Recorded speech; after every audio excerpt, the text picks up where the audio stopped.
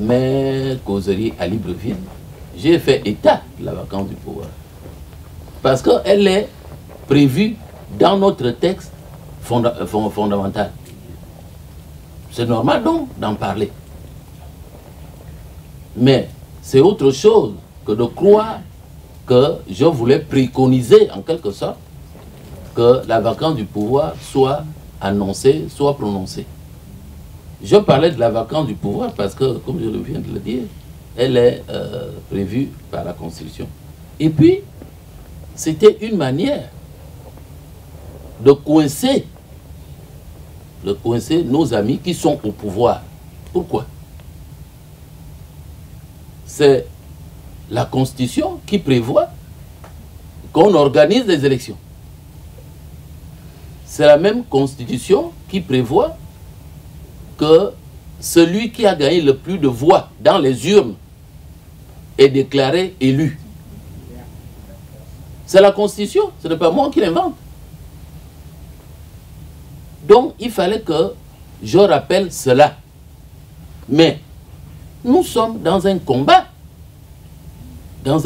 légitime, puisque nous estimons que Jean Ping a gagné les élections, conformément à la Constitution. Mais nous sommes tous d'avis que nous faisons de la résistance pour un objectif, la politique.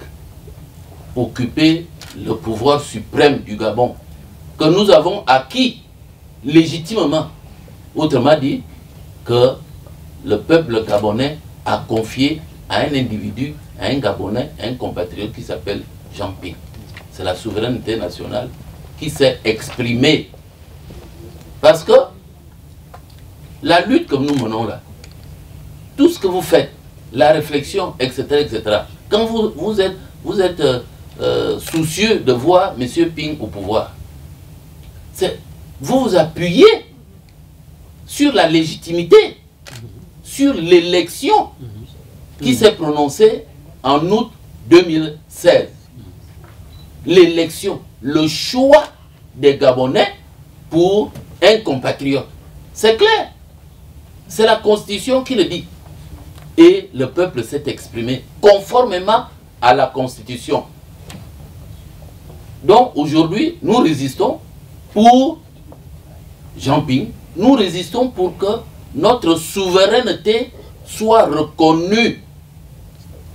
D'où les démarches, comme j'ai dit ça tout à l'heure, auprès de la France. Oui, il faut bien dire ça, auprès de la France. Parce que la France est un partenaire de poids.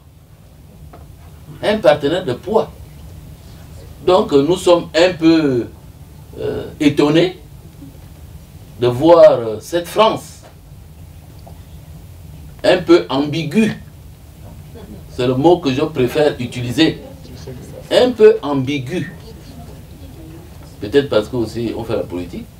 Il ne faut pas utiliser des mots trop crus. Notre ami est ambigu par rapport à notre situation. Notre situation, qui est un peu la sienne aussi. Puisque c'est selon que l'on se place ici ou là, la France est engagée dans ses intérêts. Je n'en dirai pas plus. On n'est pas tellement porté sur la violence.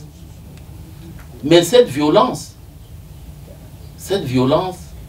elle est là, en ce moment, au Gabon. C'est le pouvoir qui va provoquer la violence, comme elle a déjà pratiqué en 2016. Parce que tuer des jeunes gens dans un QG, en l'occurrence le QG de Ping, et même dans les rues de Libreville, mais c'est de la violence. C'est de la violence, je parle peut-être en présence des juristes. Je m'étonne parfois quand je vois certains magistrats qui sont des frères, des sœurs, des magistrats gabonais, aucun procureur, à ma connaissance, n'a ouvert une enquête sur ce qui s'est passé chez M. Ping.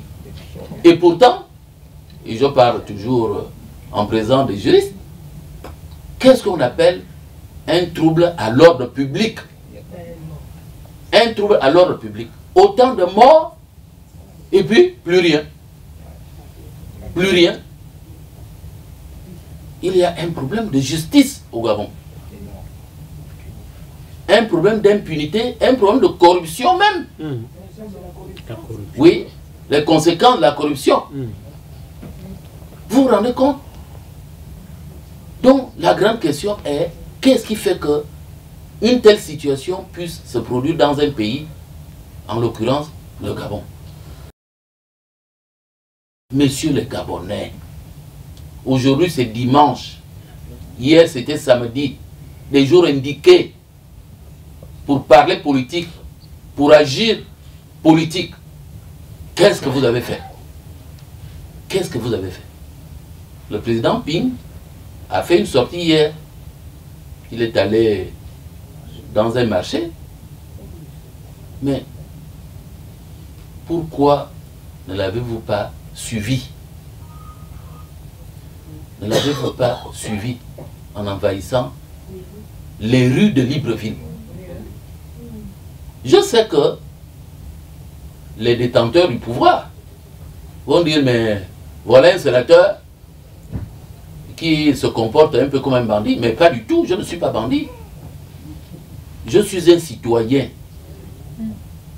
Je suis un citoyen. Nous sommes des citoyens ici.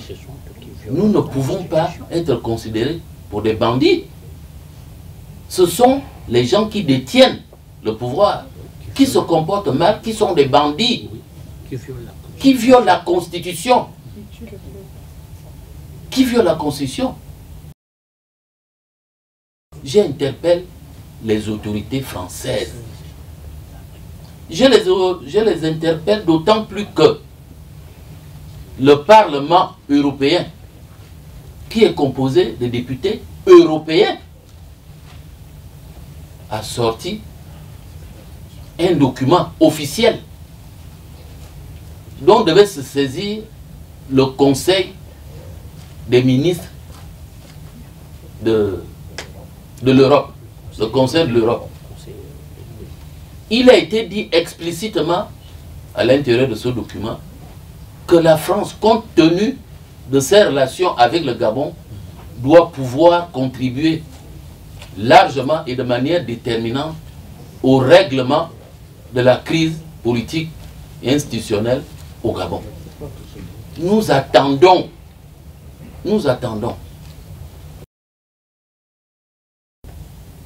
Notre combat,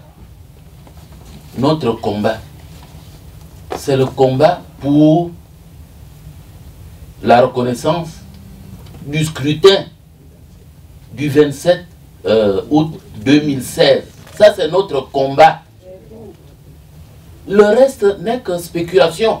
Parce que vous êtes des intellectuels, donc vous pouvez toujours réfléchir à des choses.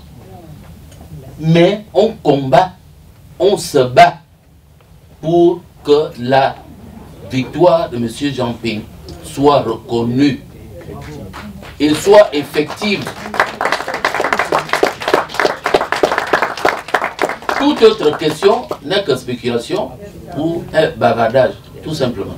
Parce que ceux qui disent dans 6 mois, ou etc., bon, ça les engage. Nous, notre engagement est pour reconnaître la victoire de 2016. C'est tout. Et nous devons nous organiser pour ça, ici en France, au niveau de la diaspora, et au Gabon. Battons-nous pour que la France ne soit plus perçue comme le pays qui bloque l'alternance chez nous.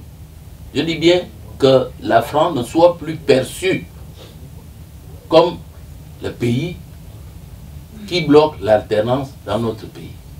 Faisons tout. C'est pourquoi je disais tout à l'heure que nous interpellons les autorités françaises. Nous interpellons les autorités françaises qui ont des oreilles, qui ont les yeux, et surtout qui ont la conscience, dans le cadre de notre amitié séculaire. Oui, notre amitié séculaire. Que faisons-nous? Nous, les Gabonais, et nos amis, les Français. C'est une question, une interpellation. Il faut être déterminé. Il faut avoir d'abord, au départ, des convictions. Si vous êtes amené à vous décourager, ou même à changer de bord, cela signifie que si vous avez fait preuve de conviction, ces convictions ne sont pas affirmées. Et vous comprendrez aisément que moi je ne m'inscrive pas dans cette logique de ceux qui laissent tomber leurs convictions pour aller ailleurs, pour telle ou telle raison. Nous combattons pour la reconnaissance de la victoire de Ping, mais au-delà de Ping, pour la reconnaissance de la victoire du Gabon, puisque c'est à 65%, même plus de voix, que Ping a été élu. C'est la souveraineté nationale dont nous voulons que tout le monde la respecte.